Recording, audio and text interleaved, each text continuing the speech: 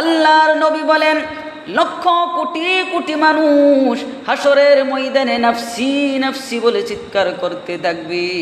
সূর্যটা মানুষের 1 মাইল কিংবা 2 মাইল কাছে চলে আসবে, জমিনটা তামার মতো গরম হয়ে যাবে, বেঈমানদের জিহ্বাটা কুকুরের মতো নাভিস্থল পর্যন্ত ঝুলে পড়ে যাবে, মাথার মস্তকগুলো গলে গলে নাকের ছিদ্র দিয়ে কানের ছিদ্র দিয়ে পড়বে।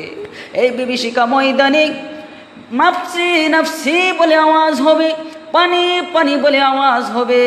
মানুষগুলো দলে দলে গিয়ে হযরত আদম আলাইহিস সালামের কাছে যাবে। আদম আলাইহিস সালামের কাছে গিয়ে বলবে, আপনি হলেন আমাদের আদি পিতা, আপনি আল্লাহর কাছে দরখাস্ত করুন, আল্লাহ যেন আমাদের বিচার করে দেন। হযরত আদম আলাইহিস সালাম বলবে, আমার পক্ষে সম্ভব নয়, তোমরা হযরত নূহ আলাইহিস সালামের কাছে যাও। নূহ আলাইহিস সালাম বলবে, আমার জন্য সম্ভব নয়, তোমরা